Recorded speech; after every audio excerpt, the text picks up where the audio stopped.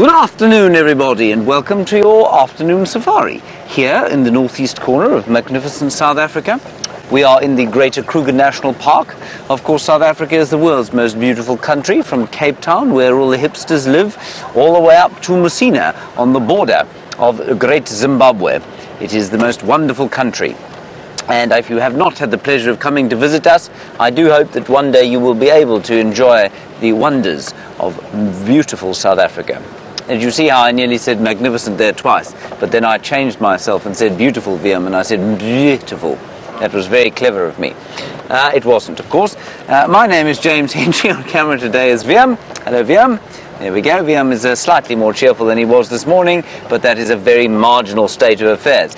You are on a very live safari, and we're driving through Arathusa at the moment. That is about 850 hectares of land that we traverse on the western edge of our traversing, and it in turn is on the western edge of the northern Sabi Sand, a collection of private game reserves tacked on to the Kruger National Park. You're most welcome. Please do talk to us over the next 3 hours. Hashtag Safari Live or questions at WildEarthTV if you're on the email. On the other vehicle, we have two vehicles out today. Byron, the Portugal Serrao, is on his way to Cheetah Plains. He is going to the east. He is from the south of Johannesburg. Don't hold that against him. And he is being filmed by the ultimately elegant figure of Brian Joubert. In the final control, Kirsten McLennan-Smith with her flaming red hair and being ably assisted by Louise Pavid and her large guns. We are hopefully going to see, well, we don't know what's around at the moment, so there were no cats seen this morning, so we're in kind of the dark, or if you like, we're in a state of excited mystery, because we don't know what's going to be around the next corner. It's a very balmy day. I think it's about 25 degrees Celsius, which puts us at about 27 degrees Celsius, which puts us at 80 degrees Fahrenheit. That's not bad for midwinter, I don't think. And it's been a lovely, lovely winter's day here. Cold in the morning, deep blue winter skies, and I think we're in for a lovely afternoon. Whether that lovely afternoon will include any animals, well, if current form has anything to do with it, it won't, but with any luck, our luck is about to change. Ah, it is. Our luck has changed already, VM. Do you see what I see? It is a hippopotamus, everyone. A hippopotamus in Red Dam. That is this quarry that we are sitting at now, here at Arathusa. And it is some of the last remaining water. And hippopotami like this one here, of course, are wandering between the last remaining bits of water. Normally young bulls, suboptimal habitat, and they're looking for nice places to lie up while the water is sort of diminished. They will eventually, I suppose, have to head down towards the rivers, the Sand River to the south, and which will probably flow. I wonder if it is still flowing, actually. There'll be some pools left there, and then more permanent water, the Sabi River to the south of that. The hippos really are having a very tough time, and if you don't know about it, we had a severe drought during the summer. We're into the dry season now, and you know, so it means it doesn't normally rain at this time of the year, but because we've had such a very bad drought during the wet season, there really isn't anything like the standing water that there would be at this time of the year. You can feel, perhaps if you close your eyes and just imagine it and take a deep breath in, see if you can feel that really pleasant northwesterly breeze.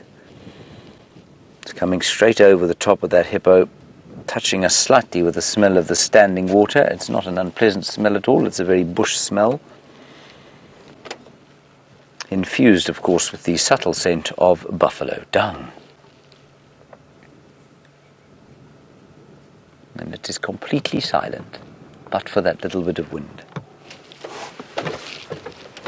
Very few birds calling, the odd fly flying about my head.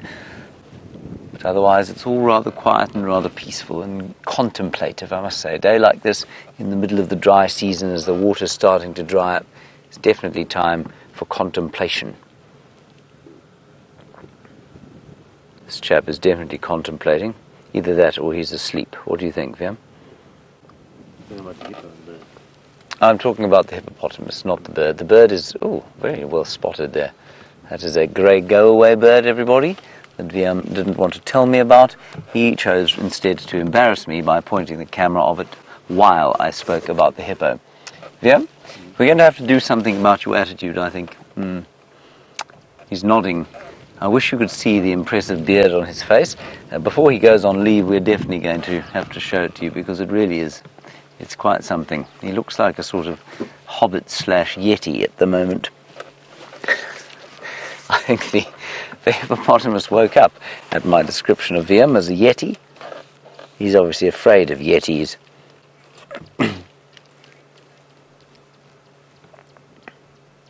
Hello, TB Stain. A nice question from you, and it's an interesting one. You say, is it true that hippopotami have got pink milk? The answer is negative. They do not have pink milk. They do not have strawberry milkshakes for their little babies to drink. What they do have is a pink substance that comes out of the skin that makes their skin pink, and sometimes it can mix with the milk when the youngsters are suckling. But the milk is absolutely white. And I'm just looking quickly in a book that I have, simply because I think in this book it explained to me exactly how that works, but I don't see that at the moment. I'll keep having a check around and see if I can't find any sort of indication for why that, because it's a common thought and it's a common question, and it's a common, I think, misconception by many guides around the place. I'm sure they tell their guides that hippos have pink milk, and I don't think they do. In fact, I'm 900% sure that they don't. So I'll figure that one out, and I'll get back to you, TV Stain. Alrighty, shall we move on from this hippopotamus, VM? When the camera comes off the animal for the fourth time, that's VM saying, press on, let's find something else. He does somewhat, something with teeth. That thing's got teeth. Nasty ones. He looks rather forlorn there, I must say. Oh well. He'll be okay, we hope. Alright, let's head across to Byron Sarau and find out what has happening in the east at the Singapore noodle stand that is Cheetah Plains.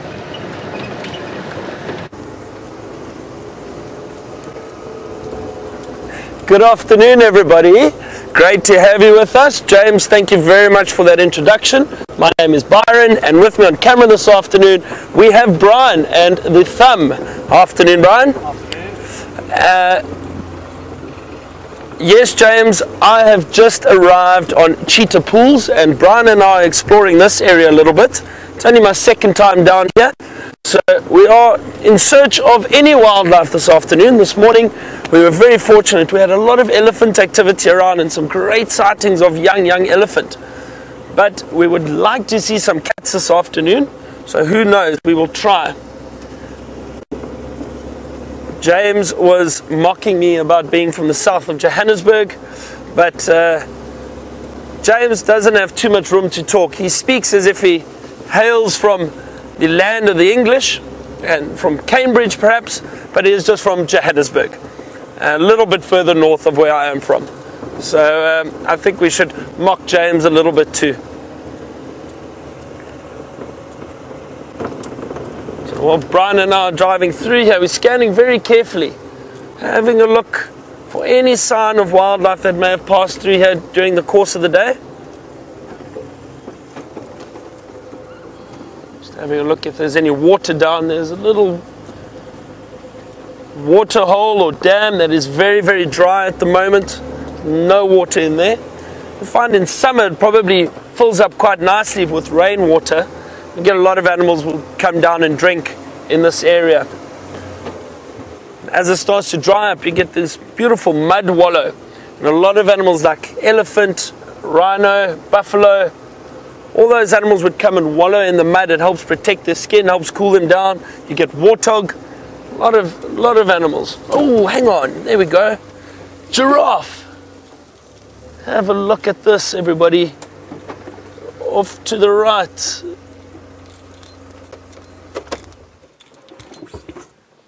Yay! Beautiful giraffe. A beautiful big male giraffe.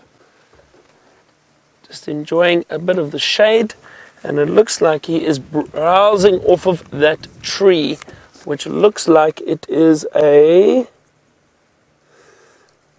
tamboti tree, which is very interesting. And I'll tell you why I find it interesting is because a tamboti tree is poisonous for us, but you do get other animals feeding on them, like the giraffe we can see, black rhino and kudu are some of the others which will feed on it. It's very interesting. It's a young tamboti tree, but so nice to see this beautiful big male giraffe. You can see it does seem a little bit darker. See the beautiful pattern over his body. He is quite dark, and occasionally some of the older males or older giraffe do tend to become a bit darker. Their coloration does darken, but also, just like our skin color all varies, the same happens with giraffe. Some giraffe are just genetically darker than others. If he sticks his head out again, I'd like to point out something very interesting. So, I mean, it's quite easy to tell from this angle that it is a male. If you look a little bit further down, you can see the male genitalia, but sometimes that is not clear. And another way to tell if it is a male or female, just from a distance, if he sticks his head out again, I will show you and point it out. But you can see the horns or the ossicles just sticking out a little bit there. There we go, look at that. There you can see them. So those horns, or what are known as ossicles, the bone structure on the top of the head, they are completely bald. Do you see that? The males, their horns are very thick and they're bald on top. And the females have very thin horns with little black tufts on top. Their hair actually covers that horn, and you have these little black tufts. So if you just see the head of a giraffe, you can tell whether it is male or female very easily. He's really buried his head inside that tamboti tree.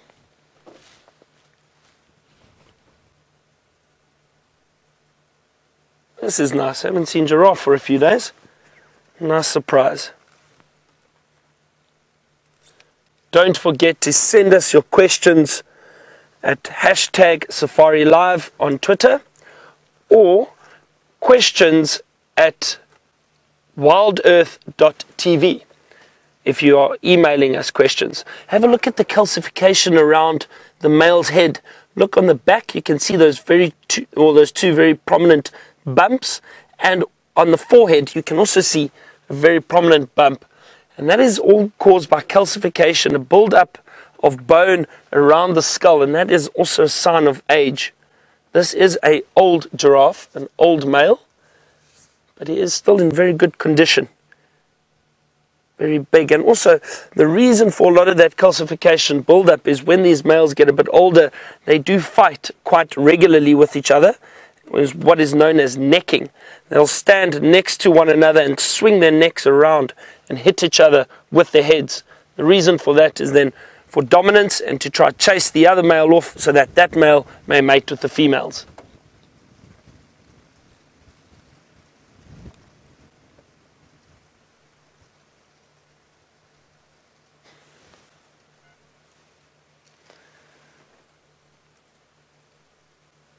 The long legs of a giraffe. See that tail swishing about, and that's just to try and keep away some of the flies and ticks which do sit on these animals. The wind has picked up quite a bit this afternoon. Brian and I fear there may be a front of sorts coming in, which could be interesting over the next few days.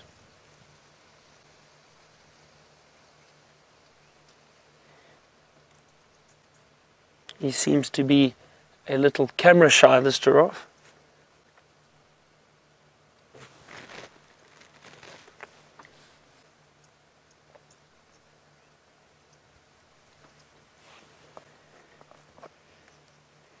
It's a beautiful afternoon though. Despite the wind, the temperature is still very, very warm, and And it's been a great day. This morning was much warmer than it was the previous 2 mornings.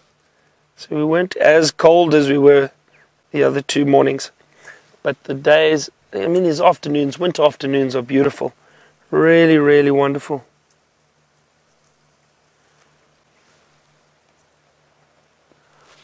Well, I think we've had a lovely view of this giraffe. He is really intent on feeding there for quite some time. Why don't we carry on and see what else we can find?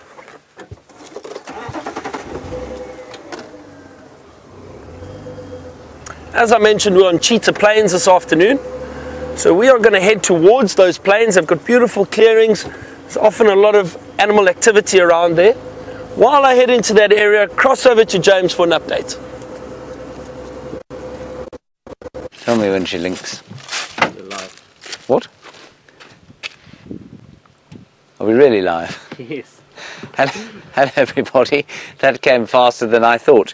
I must confess that I believe Byron won that little round of banter with his comment about my thinking I'm from Cambridge but actually being from Johannesburg. I don't really think that, of course, but it was very clever of him. Ha ha ha ha ha. Now, this tree, everyone, is a jackalberry tree, and what I wanted to show you about it, there's a big hole back here, and one doesn't sort of stick one's hand in such holes in case there is a snook or snake having a snooze for the winter therein. I don't see any here. But this is the kind of tree with a hole such as the one it has here that a ground hornbill would like to sleep in. Now, I'm sure many of you have seen a ground hornbill. And ground hornbill, large turkey-like black bird with the red wattles about the throat. They need trees like this with enormous holes in the back, which I can't really show you, but there's an entrance like this to the hole. And there are it's the kind of tree that a ground hornbill can go into, but because trees like this seem to be fewer and further between, especially outside of protected areas, you find that the ground hornbills lack nesting sites that they used to once have. And it is one of the things that I think mistakenly conservationists are saying is one of the problems with having so many elephants around, is that trees like this are being knocked down. But in actual fact, if we had... Whoops. In actual fact, if we had, I think I may have just pulled something there. Ooh, that's really painful. If we, let me just take a minute. I think I injured myself yesterday. Right, there we are. Okay. In actual fact, if we had more protected areas outside of where elephants existed, I think you'd find that ground hornbills would survive just fine. Liam, there's a quite startling pain in between my arm and my chest, and I'm not entirely sure I'm going to be able to continue. Alright, do you want to do some surgery? Would you kindly cut my left arm off? I think it would be less painful. Okay. I wish I was joking. We're going to go back to Byron briefly. Let me just sort myself out here.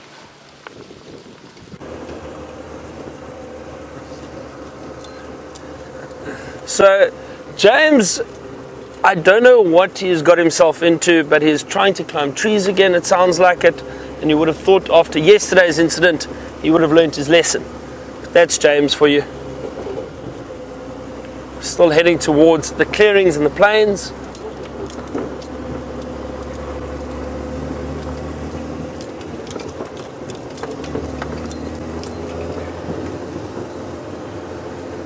We've just passed a small herd of or group of buffalo, but they were very deep into the bush.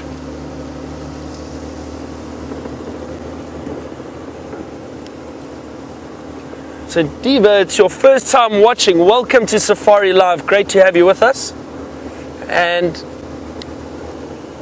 it really is fantastic to be able to take everyone from all over the world who can log on and join us and take them through this wilderness that we are in at the moment. And what you see is completely live, which is very exciting. So there are no cuts, there's whatever happens, happens. If we make a mistake, you see it live. I understand you would like to see some hyena. We will definitely try and find some. We have got a hyena den on Djuma at the moment, and they do move around, and every now and then we are lucky and we bump into them. So welcome, great to have you with us.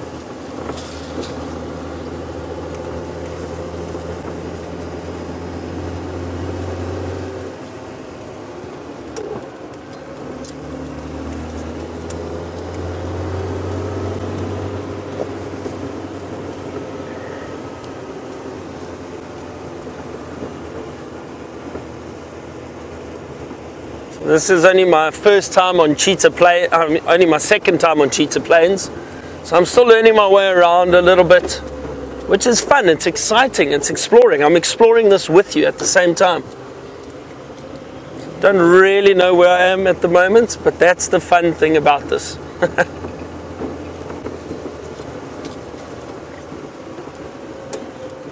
Why don't we turn left here?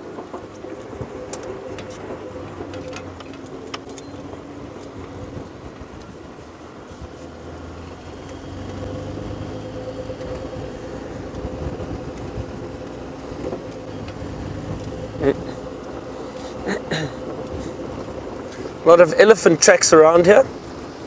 So Corin from London has asked, what is the species that is of grass which is known as elephant grass? Now Corin, I'm not too sure. Well, there's that wind again that I was mentioning earlier. Beautiful water holes, very full at the moment. I don't see any sign of animals just yet. Let's just scan these bushes around here. And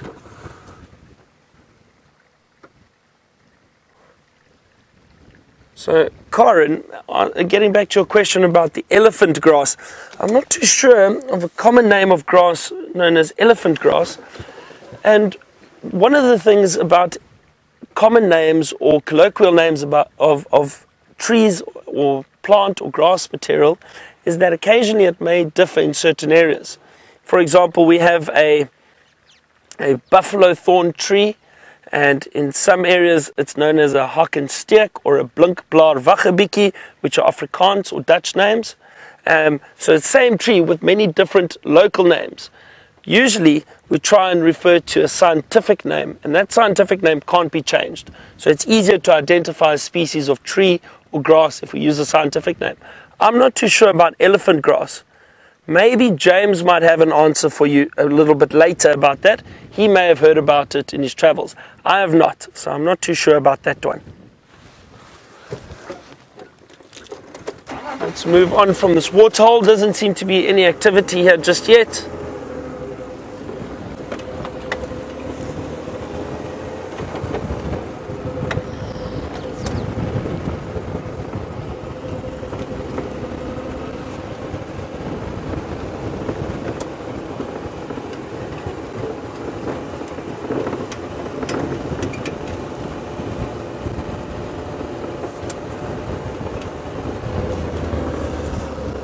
While I'm driving, also just having a close look for any tracks around this area. Maybe something has come to the waterhole to drink. Any predators, for example. As I said, there's been a lot of elephant activity there today. You can see all their tracks around. But I don't see any sign of predators just yet.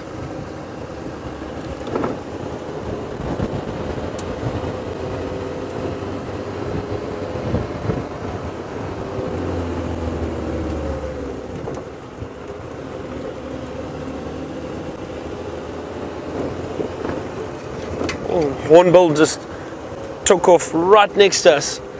Beautiful hornbill, yellow-billed hornbill with that long beak, but just flew off. It was sitting right next to the road. We didn't see it. It was perched in a tree.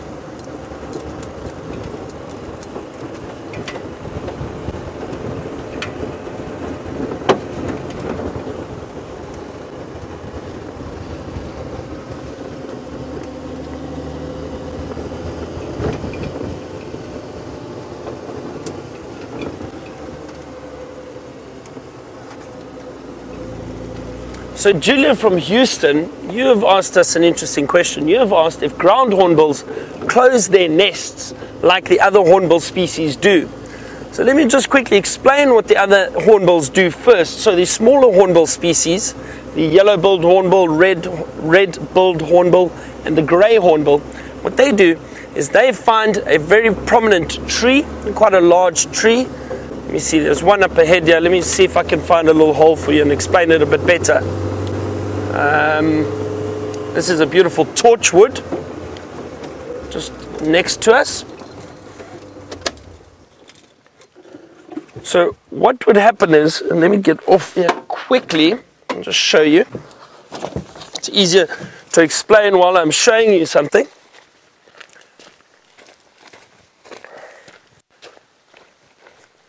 You still hear me there? You're all good? So if you have a look at the stem, this beautiful stem of this tree, you've got little gaps in this stem. Now this is not a typical tree they would use. They would probably use something like a marula tree where there are little holes that they can get into. But what they do, for example, is they would find a hole, they would the female would go inside, and what she does is she actually plucks her feathers, and those feathers she then uses as a nest. She will stay inside that hole. The male will come and fill that hole with mud, and he closes it up and he builds a little wall at the entrance, and he leaves a very thin slit.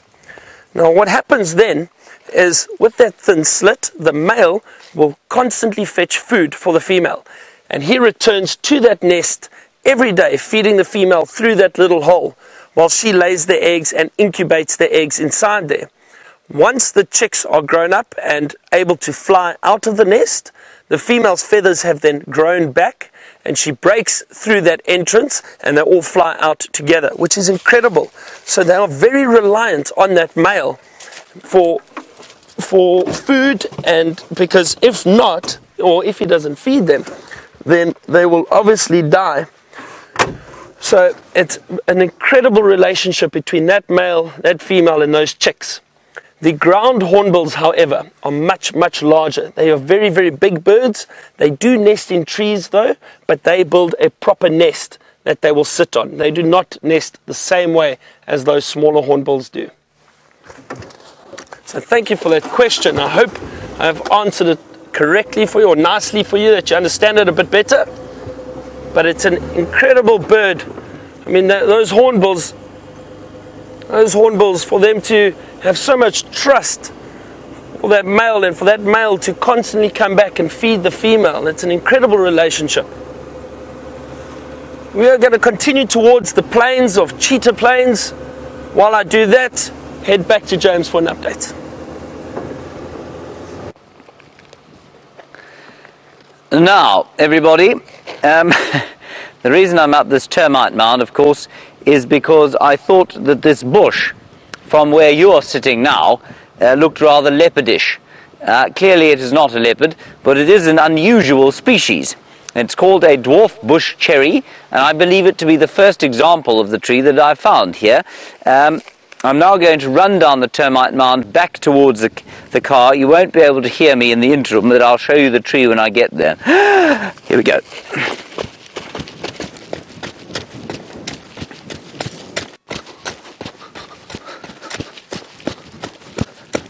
Can you hear me now, Viam? Right, there we are. Now, the dwarf bush cherry produces a little fruit that unfortunately doesn't taste anything like its name suggests it should, but there it is. And it's one of the few plants here, I guess, that has remained green so far over the winter, and I think it is an evergreen. That is the dwarf bush cherry, Merua parvifolia. Now, Byron, I believe, was talking to you about elephant grass, or somebody asked him a question about elephant grass, and elephant grass reminded me of a song by Johnny Clegg in which he talks about the elephant grass. I've lost my earpiece there. There we are. Found it. Don't worry, everybody. Calm down. And I'm not sure. I think there are a number of different species of grass that are known as elephant grass, and one of them is Cymbopogon excavatus, or one of the Cymbopogon species, and sometimes some of the thatching grass species. But Kirsten reckons she's looked up, and it's probably something called Pennisetum. What is it? Pennisetum what? Purpurum. Pennisetum purpurum. Anyway, it's very long, kind of thatching grass, and it's called elephant grass because it's so very tall that you can't actually see through it. It'll be taller than a man. And I remember often when we were children, we used to go riding in the mountains in August, always in August, when the thatching grass was long and gold with a bit of red in it. And we'd go galloping along these mountain paths with the grass above our heads. And it was the most wonderful experience. And every time I hear the term elephant grass, I remember those incredible experiences of riding through the wilderness in the mountains on horseback. It is utterly irrelevant to our safari, but I thought I would tell you anyway. We're heading towards the Arathusa Dam now, hoping to find some thirsty animals coming down to drink. I've heard nothing on the radio yet as to anything going on this reserve. I think all the guests are just getting mobile, and if you ever come out to this place, and I think many of you have been out to, if not Arathusa, certainly some of the camps close by here, 3:30 or 3 o'clock you make your way onto the deck, these glorious winter afternoons, and you have tea. This is only about an hour after you've had lunch, of course. A nice fat slice of delicious chocolate cake, followed by a couple of cups of tea and maybe a glass of water, and then you head out to go and see what the wonders of the wilderness have to give you. Yes, I can see them. Thank you so much, Fiam. There are some warthogs, everybody. The second lot of warthogs we've seen today. The first lot ran away. These guys are much more confiding. Looks like a young sow. I wish you could hear them. I don't think, with the wind blowing, I don't think you're going to be able to hear them, but they're making this amazing crunching sound as they pull the roots of these plants out of the ground. So, if you've watched the other animals grazing, you've watched the zebra grazing and the impala, and you can see, and the buffalo especially, they all eat a different piece of the grass plant. Longest would be the buffalo. They wrap their tongues around the grass and then pull it out, which always makes that horrible feeling you get in kind of just underneath yourself when it's the feeling of scraping nails across blackboards, etc., etc. And the thought of wrapping my tongue around grass and pulling gives me that like a horrible feeling. Anyway, they eat the longest grass, and then we get to the zebra, which eats slightly shorter grass than them, and then say the wildebeest or the impala will eat even shorter grass than that, and then you get down to these fellows, the warthogs, and you can see the snout snuffling along at ground level and actually pulling the roots of the grass plant out and eating those. And while that may seem destructive, well, I suppose it probably is if you happen to be the individual grass plant, remember that everything out here, from the warthog to the elephant to the flea beetle to the black monkey thorn and the combretum tree here, and every grass species has evolved to fill all the niches that are available here. And so that warthog is playing a very crucial role, probably clearing space for other plants to grow, killing off the dead stuff and the moribund plants. But you can see right there at ground level, that cartilaginous snout. That's a lovely word, don't you think, Viam? Cartilaginous. I wasn't listening. Of course, sorry. I forgot. Viam is not listening to me today. Cartilaginous, of course, means a big flat disc in front of the nose that is made of cartilage that you can see there it's using to dig. See, he is actually listening to me. He's just pretending not to. And again, you can see those bottom tusks there, so sharp. You do not want to be set upon by those things.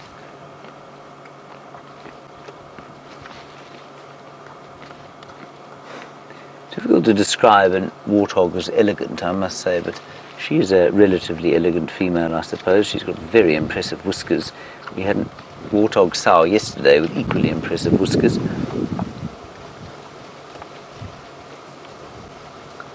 That's probably her offspring there, as opposed to her consort. It's a young male, and I suspect he's just a little bit well, he's much too young to be her consort. I think he's just living with her because he's probably her offspring from a previous litter. And he will eventually have to go off on his own, probably when she has her next litter.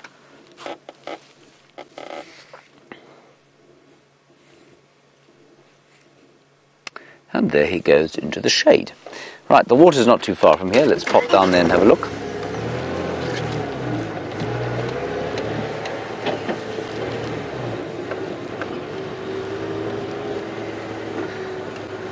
Here are some impalas. We're just going to ease our way past.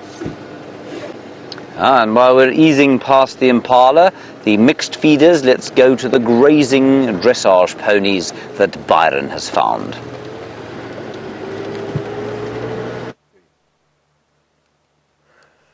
And look what we have found on the plains. Beautiful herd of zebra.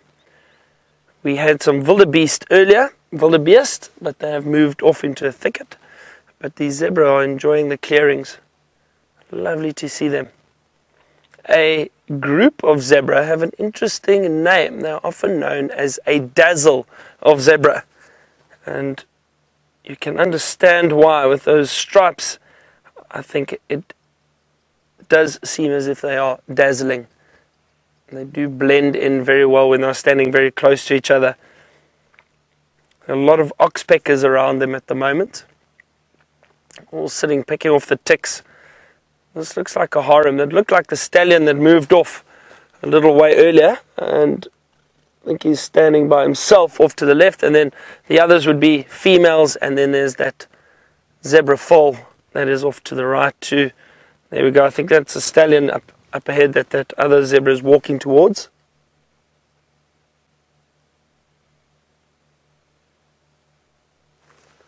Very, very beautiful.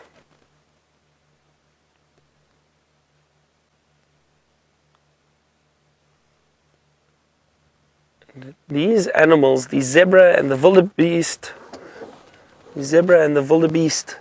really do enjoy these clearings. It's a nice area for them to find food and water, and also what happens is it's a nice area to make sure they are safe. It's very open, it's very clear. They can see if any predators are coming from a very long way away. Often you'll find zebra and wildebeest in the same area, and they will warn each other if there are any predators. They have an interesting relationship too, because both these species of animals are grazers, which means they only eat grass. The zebra, however, generally prefer feeding on the longer grass, whereas the wildebeest prefer feeding on shorter grass. So there isn't actually a direct competition between these two species. They form a different niche. They would, so basically, sorry, I lost my words there. What happens is there's no competition, so they wouldn't compete for the same food. There's enough food around, and that's often why you find these two species in the same area. A niche means the role that they play in nature. So the zebra and the wildebeest fill a different niche. This is really lovely, beautiful, beautiful afternoon with the zebras standing out in the open. Now there are a number of theories behind why zebra have stripes. Actually, sorry, just before we do that, if we look over to the left, there's two zebras standing next to each other. Look at that. Zebra often stand in this manner, head to tail. And look at those tails swishing around, keeping the flies away from the tail area or the rump. But one of the reasons why they stand head to tail is as those tails are flicking around, they also keep the flies away from each other's faces. It's not unusual to see zebras standing like this. Look how well they blend in. As I was saying, one of the theories behind the stripes, and the one that I think is the most plausible, is the zebra have these beautiful stripes to help them get away from predators. What happens is if lions, for example, are hunting them and the zebra run away in a herd, the theory is that the stripes blend in with one another, and it is very difficult for the predators to distinguish between each individual. And again, I say this is a theory because we are not always 100% sure if we are correct with our theories. It's just something that scientists have thought of. Another theory is that it regulates body temperature. I do not think that is the case. I think that one with them blending in and making it difficult for the predator to distinguish between each individual is probably more likely.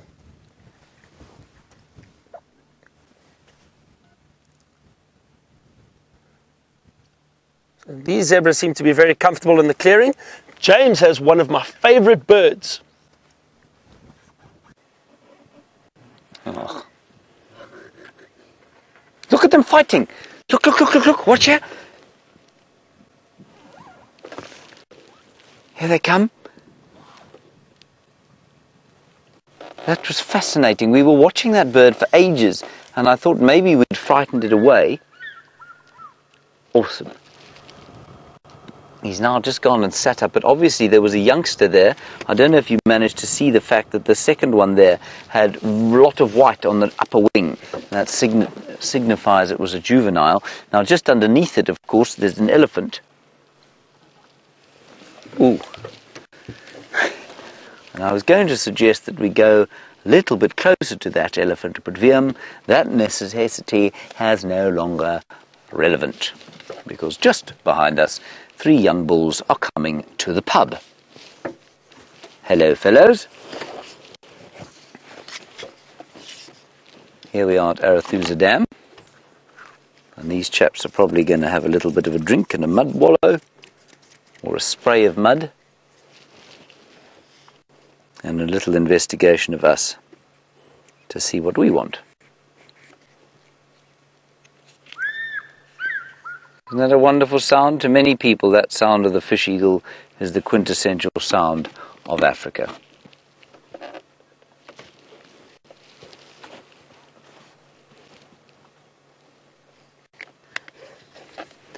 And they're looking at us, and these young bulls, I'm telling you, I think they come up here. They could easily have gone to another part of the dam. I think half of it is curiosity to see what we want. We'll go above them. I just want to give them a little bit of a head start so we don't give them a fright. And there's some bigger ones coming from the other side. So I think we're going to park ourselves here on the Arathusa Dam wall for a little while and see what transpires.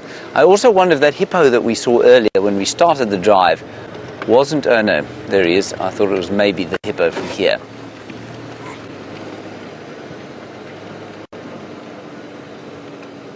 These chaps are just a little bit nervous for me to park right above them. I'm just going to stop everyone and let them settle.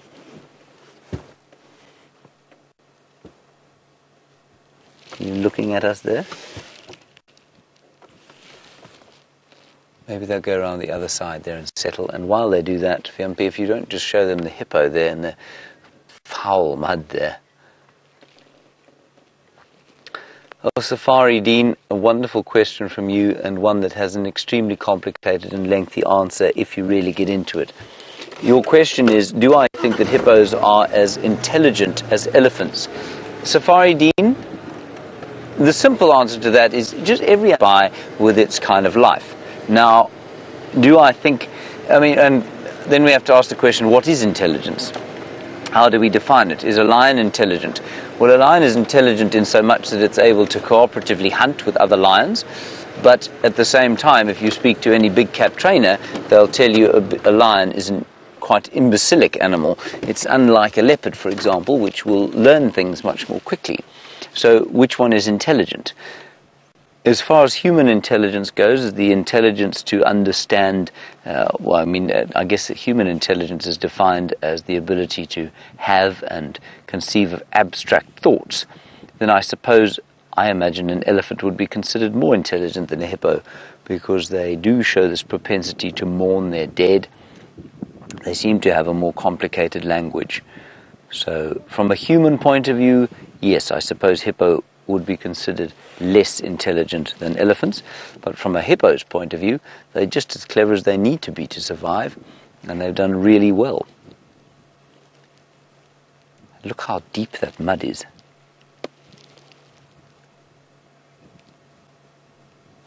I'm just going to keep an eye out behind us, see if those other two don't come through here. I think they probably will. This is wonderful. And they all, of course, they don't really want to sink into the mud before they can have a drink. I don't think they'll do too much drinking here. I think you'll find that they're doing far more in the way of spraying mud on themselves and then eating the water hyacinth. You can see there.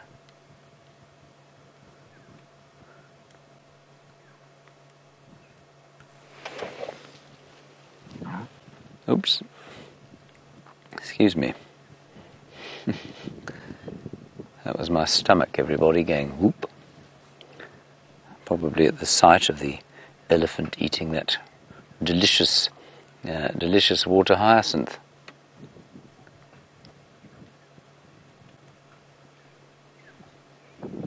So here come the other two. I wonder if they're not just a little bit nervous, still assessing the situation. Now these guys are probably all roughly sort of late teens, if you like. They'll be living on their own because they've set up a digs, a bit like sort of young students. Men won't live on their own until they are either in a group or, you know, they won't leave their mother's home cooking unless they can live in a group like this, and it's exactly the same with elephants. They would normally still be with the herd at this age, I imagine. But these chaps are spending a bit of time on their own because they have each other for safety and for company. And this is their sort of digs, where they hang around together. That's quite a nice picture there. You can hear the hippo going in his mud. And these guys are really quite stuck in the mud there now.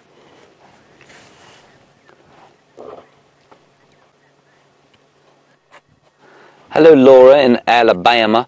You've just heard that hippopotamus calling there. You've just heard it going and you want to know if it's able to breathe under all that mud. Laura, hippo don't breathe under the mud. They can't breathe underwater in the same way that a whale and a dolphin is unable to breathe under the water. And so what they do is they must come to the surface, and that's exactly what that thing has done there. It's come to the surface and it's breathing. There we go. Isn't that wonderful? So they'll hide themselves, and they can definitely put their, they can hold their breath for a long time, but you'll find that they cannot breathe underwater and they must come up. Apparently the longest that a hippo is able to stay under the water is about 8 minutes. I've never seen a hippo stay under the water for anything like that length of time. It's normally a maximum of a minute at a time. I guess unless they're really threatened.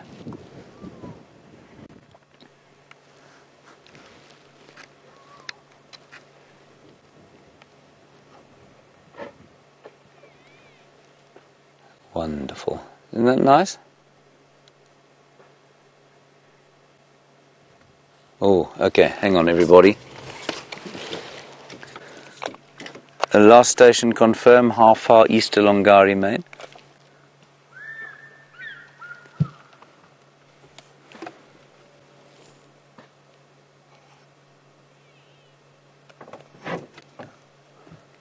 This is Shadow and her cub, everyone.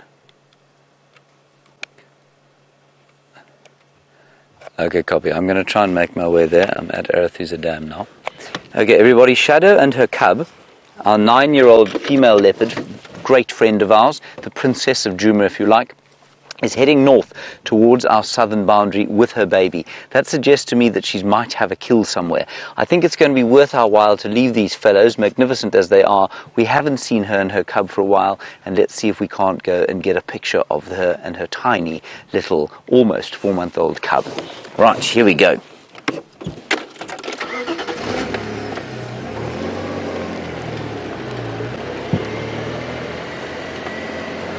So everyone, we're not going to drive too quickly. We're going to drive with, we're going to drive with a relative purpose, but not too fast, simply because we don't know exactly where Shadow's going to go. I thought I'd lost my lens cap.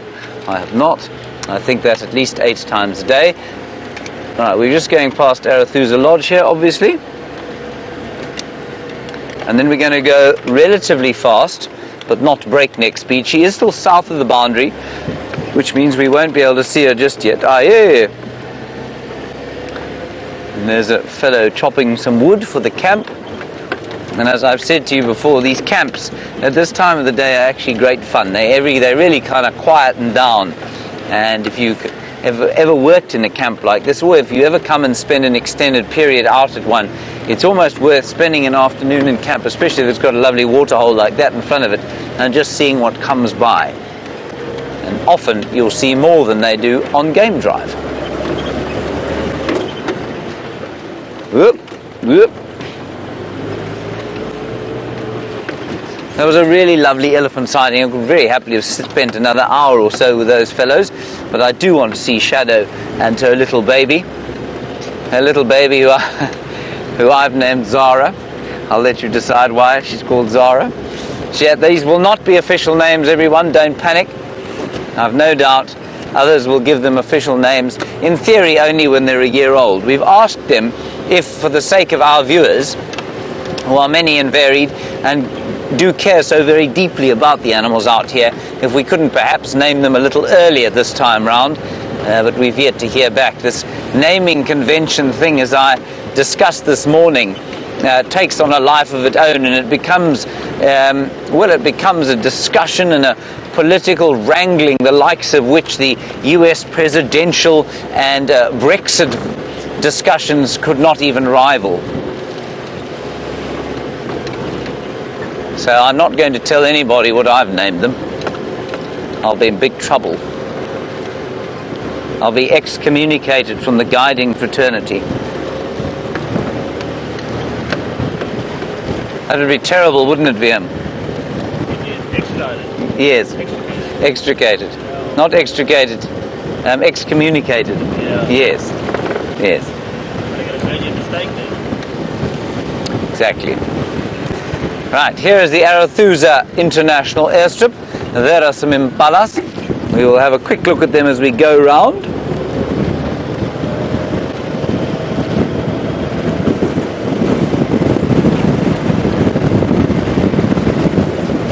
Now, in case you're wondering where Byron is, he's on Cheetah Plains, but apparently it's impossible to talk to him at the moment.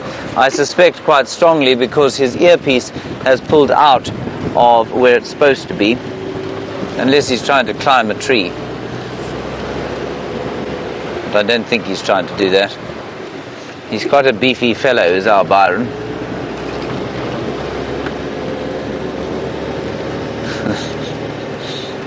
Let's have a quick look at these impalas who have come out early onto the open area to try and avoid being devoured by something. And I suppose it's also because there's grass left. If you look here at the airstrip, for some reason this particular piece has been left free of eating, and there's actually some green grass left, which I find very interesting and very strange at the same time. Right, let's carry on.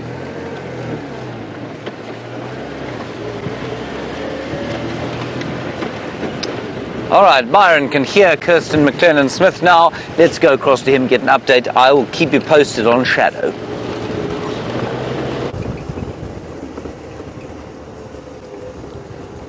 So we've been moving around these clearings on Cheetah Plains and we haven't had any luck just yet.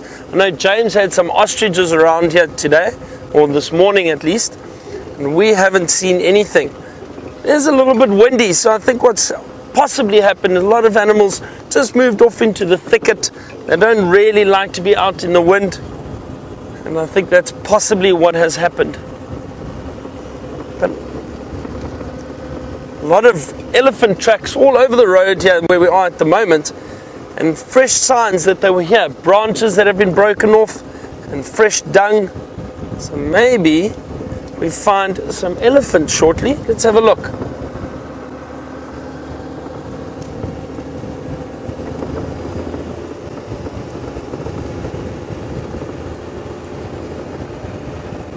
See a lot of branches all over the place.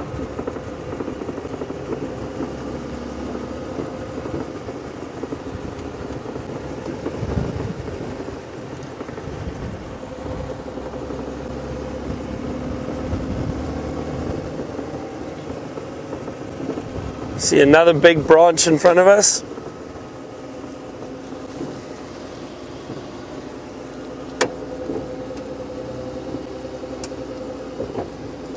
So Emma from the UK is coming out to South Africa soon, and she's heading to Kruger National Park. Emma would like to know what my favorite road is in Kruger National Park, or area to drive around. Emma, I haven't been to Kruger National Park, or the park itself, for quite some time. I was there about 2 years ago. I'm trying to think. The area around Skakuza, which is one of the camps in Kruger, is I think one of the nicest areas. From Skakuza and further south, Crocodile Bridge, that area. But Skakuza for me is very, very nice. There's some beautiful water holes, and the river. Look at all the damage elephants have done here. A lot of the branches that have been broken. But what this is probably from is because the tree is dead. This marula tree is dead, and it would have been caused by elephant. And these branches have been broken off or fallen off. This tree is rotting at the moment. Such a shame, but it does happen. But it creates a micro habitat for a lot of other animals, a lot of other insects. So Emma, getting back to your question, best place in Kruger or area in Kruger, as I said, I really like Skakuza area. Beautiful river, the Sabi River, yes, the Sabi River that runs through past Kruger, past Skakuza, and there's generally a lot of wildlife. I've been very fortunate. I've seen leopard in that area, I've seen lion, I've seen cheetah. But again, you can never guarantee what you're going to see. It all depends on the time of year, and it depends how patient you are and what you can find.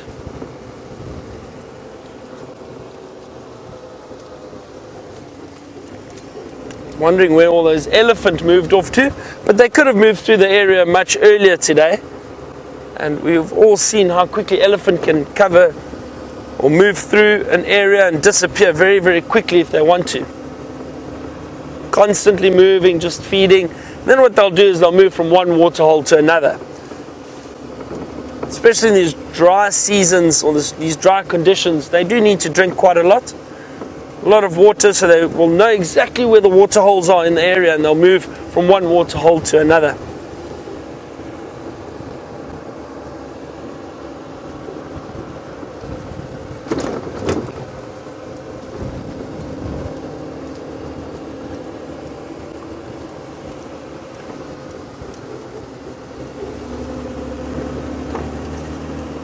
Love driving through these combretum thickets. You've got these beautiful colors. Just look at the coloration that we can see, this yellow and brown and green. Often hear the rustling of the leaves while we're driving through in the wind at the moment. We've got this beautiful sound. Let's see if that little bird, which I just saw, will stay there. Don't move. He's still there. Let's see if Brian can get him.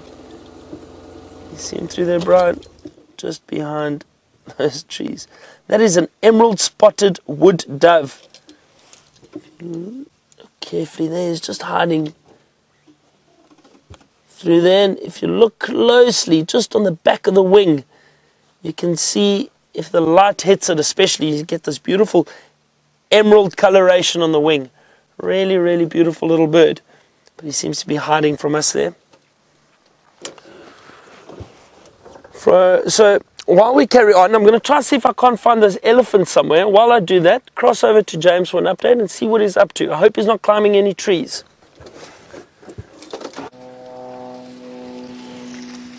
Look at that, everybody. There's an elephant right here. I don't know what's happening with Shadow. I can't get hold of anybody on the radio, but this young bull is starting being... He's having great fun here. He's so close to us.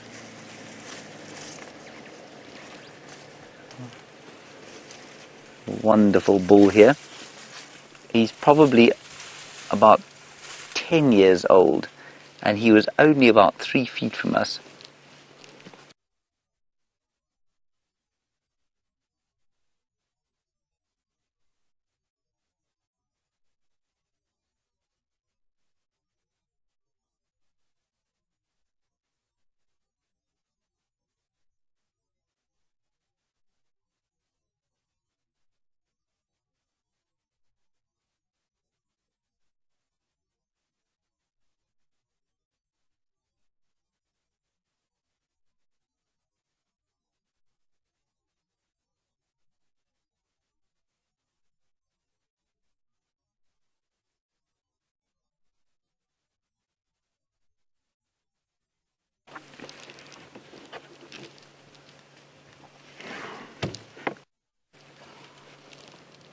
Beautiful. All right, let's go a little bit forward. I'm just going to ask this fellow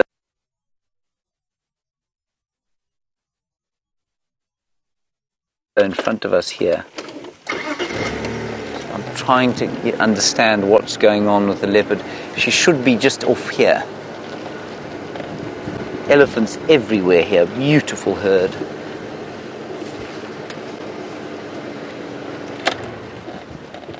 Just going to ask this chap here. How long in show me are you? You crossed it?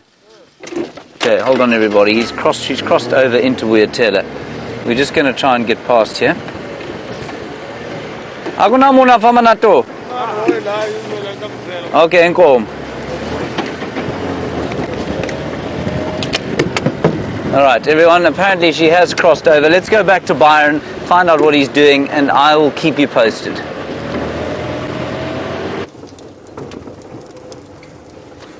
That's exciting news. James is racing to see if he can get a glimpse of Shadow, the leopard. I hope he does.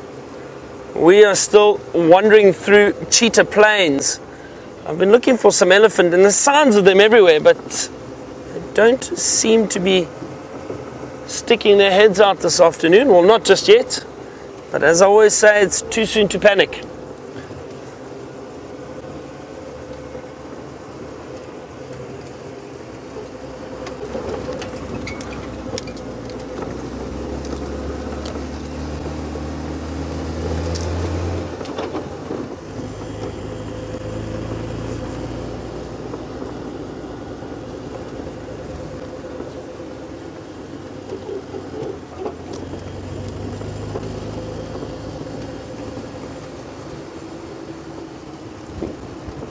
While we are driving, yesterday I was asked an interesting question about what animals fly, and I wasn't too sure about the question, but giving it more thought, I think what the question was about is what is the largest mammal that can fly? So the only mammal that can fly is a bat, and fly properly, and those are bats. So that is definitely, if I understood that question correctly, a mammal that can fly is a bat. And then this morning we had a few questions about the elephant and their tusks, and I did mention that they do have nerve endings that run through the tusk, but it's basically one nerve which runs straight through the tusk, just like our teeth. So if a tusk is broken, it can harm the elephant, and you can sometimes get an infection in the tusk. But generally they do manage to heal quite quickly. But the tusk is just like our teeth. So you can imagine a big tusk breaking off. It can cause quite a bit of pain for the elephant, but they do not grow back. So once that tusk has broken off or snapped off, they don't grow back.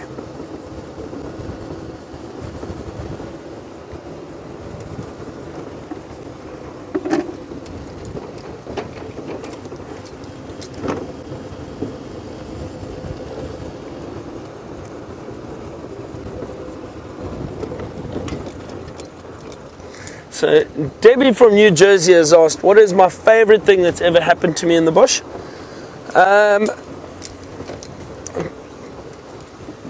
Debbie, that's a tough question. Sure. I think my favorite thing that's ever happened to me in the bush was coming to work in the bush, to be honest. And I'll tell you why, is because I love everything about it. I really enjoy the wildlife and being out here and seeing different things constantly on a daily basis. It's always different. But I also enjoy interacting with the people. I enjoy taking people on game drives and showing them around and showing them what this country has to offer, or not just this country, but Africa in general. It's really one of my passions to be able to pass on the knowledge and interpret the bush to the guests that they can understand it a bit better. I think in terms of sightings though, I mentioned it the other day, someone asked a similar question, but I saw a leopard make an impala kill right in front of us. It happened at, everything. We stopped the vehicle, she stalked, she walked behind the vehicle, She walked around and she used the thicket line and moved into position to stalk some impala, and she snuck up right in towards them, very, very close, and then she sprung and caught an impala right in front of us. It was incredible. As she did, she dragged it off towards a tree, started feeding, and the next thing, she got up and moved off, and she went and called about 1 kilometer down the road. She called, gave a little low, very low call, which is a contact call. A lot of big cats do. Sounds like a oh, oh, oh. And she called, and the next thing, 3 cubs came out. And these little cubs came out towards her, and that was incredible in its own. And she took them to the kill that she had just made, and the 3 cubs got to feed while she lay one side and kept watch. And that is definitely, I think, one of my favorite sightings I've ever had. Just because, for one, it's amazing to see a kill.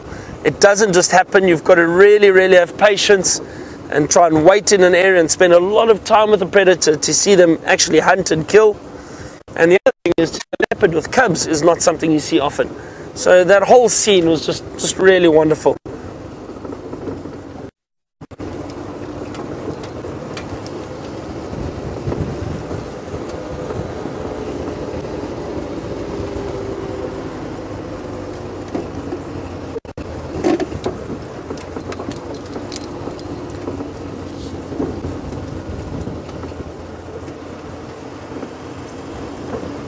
So Kevin has asked us a question about the predators. Kevin would like to know which predator is the most successful in terms of chasing and catching prey. So Kevin, I would say the most successful is the African wild dog. And the wild dogs are they are pack animals, so they work together. But unlike lions that work in a pride, that stalk and ambush prey, they work a little bit differently. So what the wild dogs do is they will run through an area and they'll cover huge distances very, very quickly throughout a morning or an afternoon. They're generally active during the day, not really at night. They will hunt morning and afternoons. And what they do is, while they are running, they literally just wait to see what they can flush out of a thicket or in an area. And what they do is they work together and they'll just run down their prey. They are persistent hunters, but they're incredibly accurate with their hunting skill and very, very successful hunters. So they have the highest success rate. I would say they're sitting on almost 70 to 80%, if not more. Whereas lion and leopard, probably only about 20 to 50% of their success.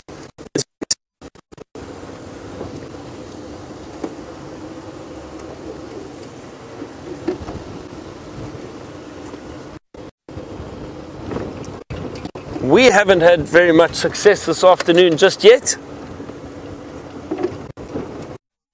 Lots of time left this afternoon, so we'll see what we can find.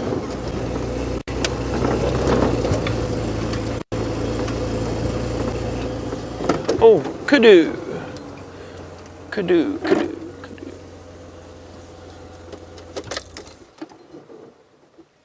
Yeah, look at that.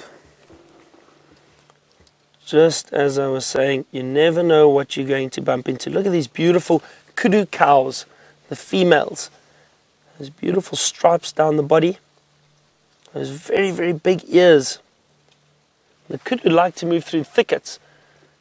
So the theory is that these large ears, and let me just move back slightly, there is one feeding. You might get a nice view of it. There we go. See those big ears? Look at that, fixed on us now. Beautiful reddish pink coloration inside the ear. So the theory is that because these kudu are often moving through thickets, they need these big ears to be able to listen out for any predators. But their eyesight is also incredible. They're very, very alert. And they give this amazing alarm call if there is any danger around. They'll give off a bark. A very strange sound, like a rough bark. And it sounds almost like a bow, bow, bow. And that's their alarm call.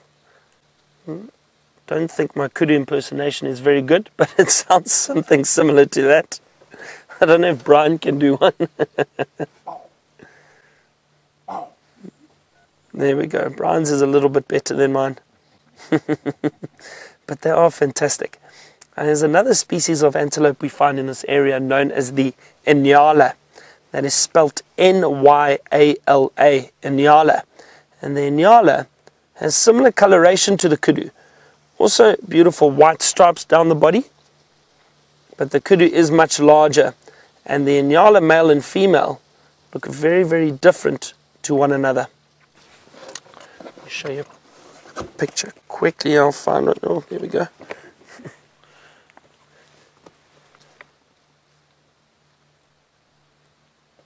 The kudu males have those beautiful big spiral horns which twist and turn up. The females don't have any horns, but they are very beautiful. This is an image of the Inyala, the male and the female, and have a look at how different they are. See the beautiful male over here, very dark grey animal with a lot of hair, very thick coat, and those beautiful horns. They don't spiral as much as the kudu do, but they do twist slightly. And then have a look at the female lower down. Look at these females. See, they look quite similar to those kudu, but they are much smaller and they've got a reddish brown coloration as opposed to the kudu, which have that dark brown or russet coloration. Very beautiful to see the difference. These are the only antelope where the male and female look so different. They almost look like they are different antelope or different species.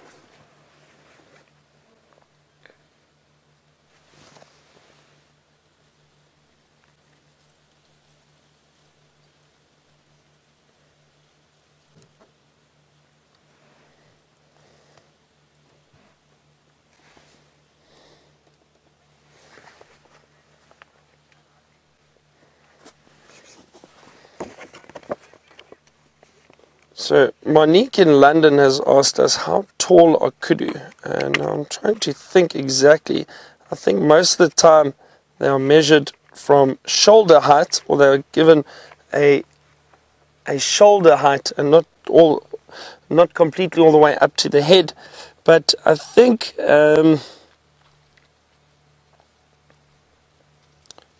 shoulder height for kudu is about 1.5 meters. Generally 1.5 meters, so that's just up to the shoulder, which is quite high. So with the head, I mean, 1.5 meters is very tall. And I'm trying to think. I am about, I think, 1.7 meters. I think 1.6, 1.65 meters. So kudu shoulder would be round about here. And then with the head, they'd be much taller than me. So they're large antelope. They are very large antelope. One of the largest in this area. Very beautiful. They've just moved off into the thicket. Let us continue. We're going to start making our way back towards Djuma. We're going to leave Cheetah Plains. We'll see what we find along the way.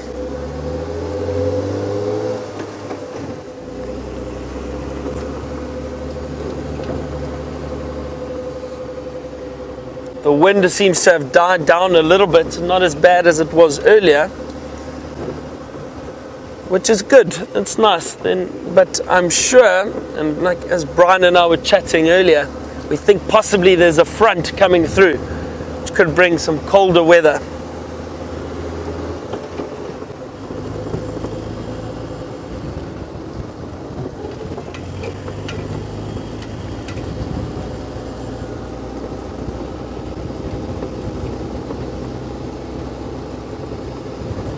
While we're driving back, James is still on the search for Shadow, so we'll give him a bit more time and see if he doesn't find her for you this afternoon. As soon as he does, he will update me. But for now, he's stuck with me and Brian. And the thumb. And Brian's got an ominous thumb this afternoon. He's brought Franken thumb.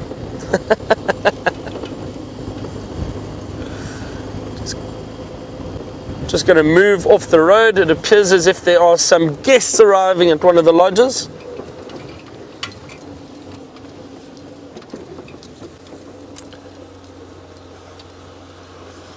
Afternoon, everyone.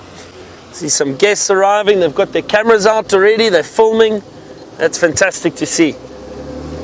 Some of these areas you are able to drive in your own vehicles, and once you get to the lodges, they will then take your vehicle, park it somewhere, and then you get taken out on safari by the guides that work at those lodges.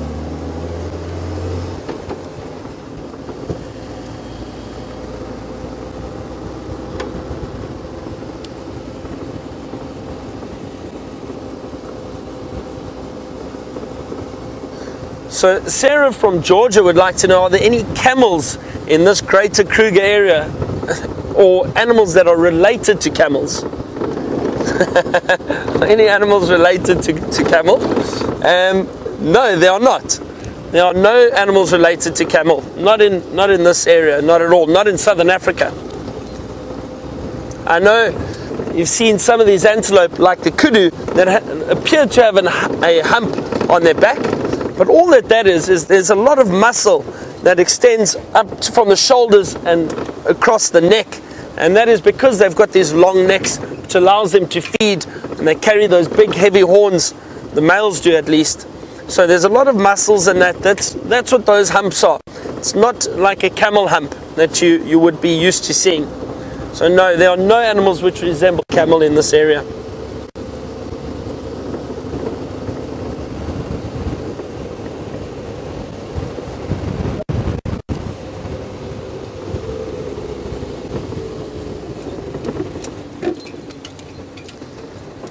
So Aaron in New Zealand has asked me, have I ever seen a gemsbok?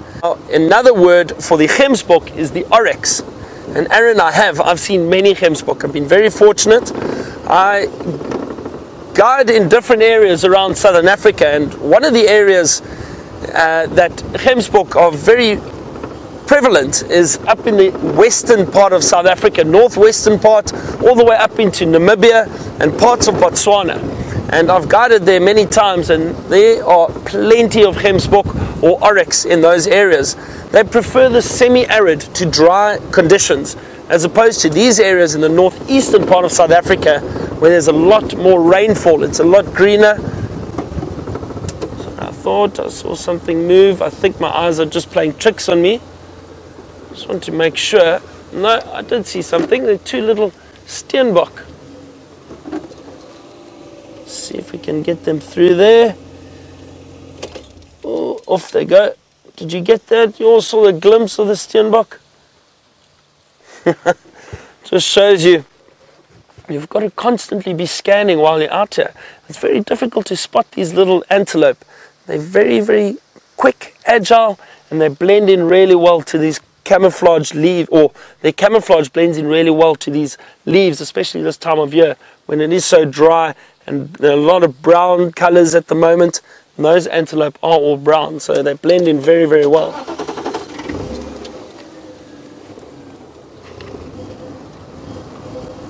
Trying to see if I can find you a picture quickly of a gemsbok, just to show you what they look like.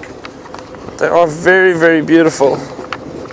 See, how's my multitasking? Driving and reading a book at the same time. There we go. Let me just slow down and show you quickly. So, have a look. That's a gemsbok. It's one of my favorite antelope. They are really, really beautiful, but you can see where this picture has been taken. It's a very, very dry, desolate area. And those gemsbok thrive in those areas. Also known as the oryx. Very, very beautiful, beautiful antelope. Very large, very quick. They're very stocky animals, very muscular. When they run, they really do look amazing. When they run across the desert, I often see the dust as they're running, see the dust being kicked up behind them. Wonderful.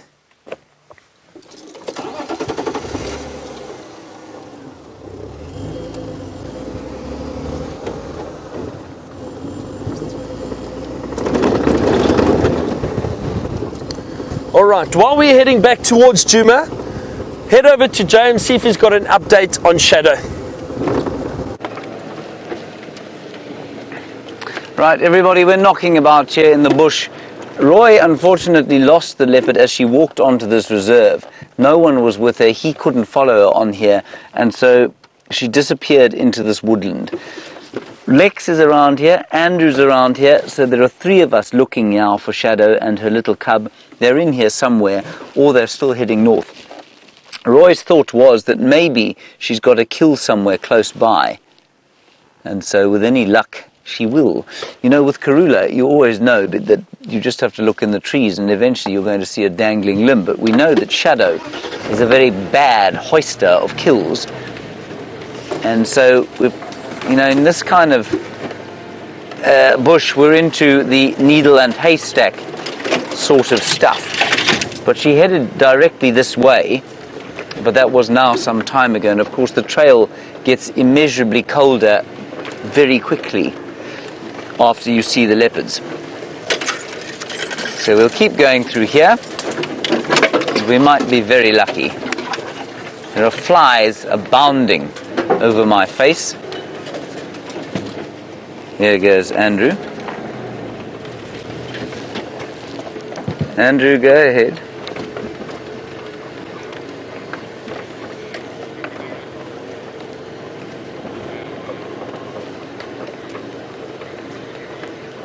Andrew's just saying he walked.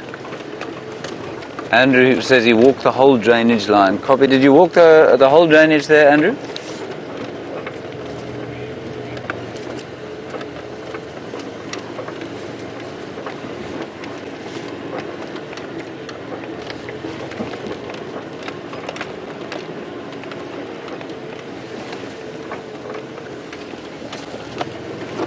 So Andrew didn't see anything, and he walked the whole donga there. Andrew, do you think she could still be on the south then? So he walked this whole drainage line.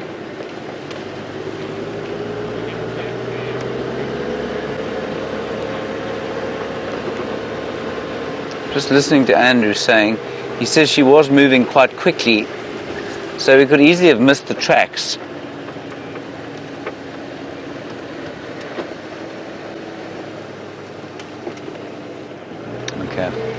All right. Okay, copy. Thanks, Andrew. So she disappeared into this thicket now about 20 minutes ago. Andrew says he didn't see anything of her crossing the drainage, but if she was keeping going, if she was just moving straight forward, then she would have crossed. So what we're going to do, we're going to go dead straight in on the tracks where she went in, see if we can reach the drainage line. Have you got them there, Vim?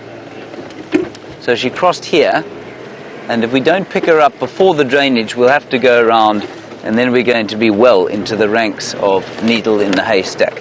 But she might pop out.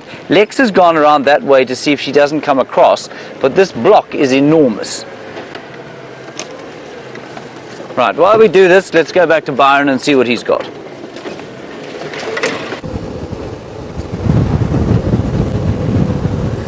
So James hasn't had any luck just yet with Shadow, but I've got a lot of faith in him. I'm sure we're going to have some luck a little bit later. While he's around there, we are almost back on Djuma. We'll see what we can find. But it's great having you with me and answering all your questions. So please don't stop sending them in and your comments. It's always great to hear from everyone from all over the world.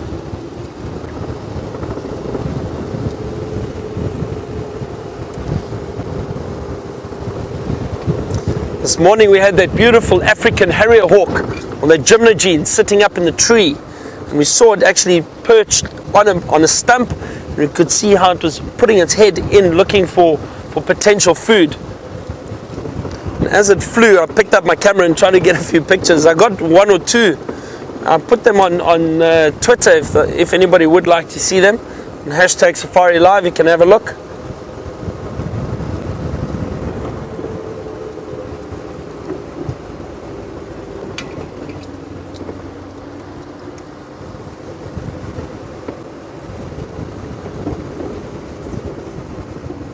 So Michael has asked us if we have any species of hummingbirds in Africa. Michael, I'm trying to think now in North Africa, but I don't think so. Just trying to think quickly. We definitely don't have any in Southern Africa. trying to think of East Africa. I don't believe we have either. I'm not too sure about North Africa, but the whole way is Southern Africa that we don't have any species of hummingbirds at all. We do have different birds which hover in a similar fashion to the hummingbirds. One of them is one of the species, species of kingfishers. The kingfishers, some of them that do hunt fish, they split into two parts, actually, the family of kingfishers. One part hunt fish and will dive down into water and try and hunt fish. And the other species or groups of kingfishers hunt insects. Just going to wait here a second. Those fish or kingfishers, what they do is they will fly up and they'll hover. They keep their heads incredibly still and fixed, and they'll look down and they hover. Very similar to what a hummingbird does. And then they'll drop down and dive down into the water and catch a fish, and then fly up and perch where they eat the fish. It's incredible to see.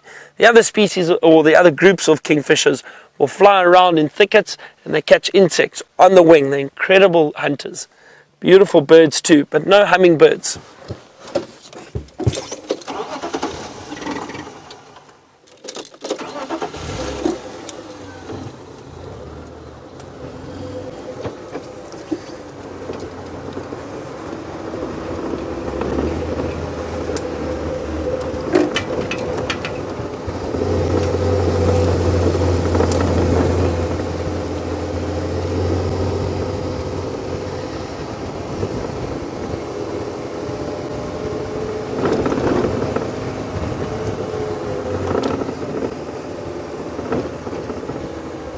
Let's have a look around this area. I know James was searching intently the other day in this area for Karula. Apparently she was seen just south of where we are now.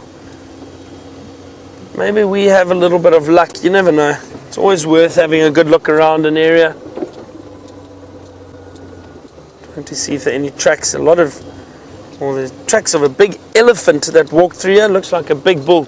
Very large round track. Actually, just off to the side of the road, you can have a look. See those big round tracks of the elephant.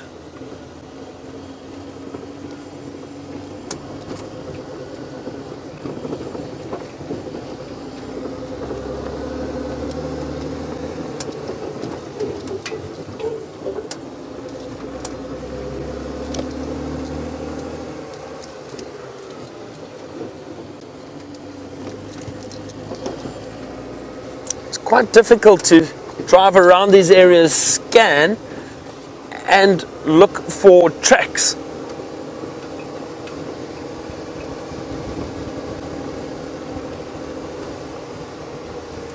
Chris Rogue has asked another question just regarding those, or that camel question, and Chris Rogue has asked, aren't giraffe related to camels? I don't believe they are, Chris Rogue, not at all. The name giraffe in Afrikaans is known as kameelperd, which means camel horse. But that is just a name. It's not because of any relation to the camel.